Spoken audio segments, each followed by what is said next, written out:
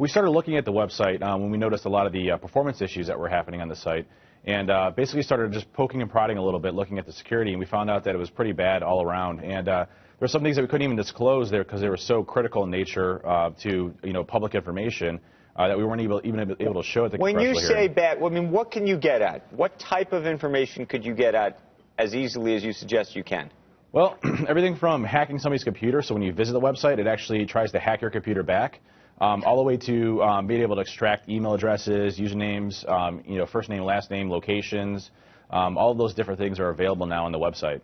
And now, well, there's a lot of questions this raises. One is, can the site itself be fixed, and how long will that take from your perspective? Well, this is a tough one because, when you develop a website, you develop it with security in mind, and it doesn't appear to have happened this time. So when they created this website, they kind of threw a lot of things together, mixed and matched a bunch of parts, and then kind of put it on the site to be used by the general public. And so when you have that type of website, it's really hard to go back and actually fix the security around it because security wasn't built into it. So it's going to take a long time to actually address, and we're talking multiple months to over a year. To at least address some of the critical to high exposures that are on the website itself. The response back, I guess, from the congressional hearing was literally one of the folks on the Congress side basically said, there's other websites that get hacked all the time, so why should ours be any different? And that was alarming to me because I'm like, well, you could secure it so that all of our information is protected, and that was really disconcerting.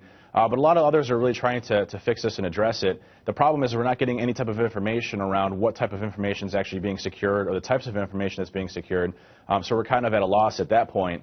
And it's unfortunate because when you look at the site itself, it could be really good, it could do really well. They're just not building the security into the site itself. But what would you tell people in the meantime? Don't even go to the website, don't access it because you're putting yourself at risk by doing that? Yeah, putting your information on there is definitely a risk. And since it's on the federal level, they don't have to disclose that there's any type of breach. So if your information gets compromised... What do you mean? You don't have to get notified that if your information is actually compromised. So if healthcare.gov gets hacked and all of the information is taken out of it, the government's not liable to actually disclose that information's been taken or compromised. So you basically have to monitor your own credit, putting your information on that website itself. And using the phones is another example. If you use the phone service, it was just recently revealed that the folks that take the information over the line don't undergo background checks, so you could be having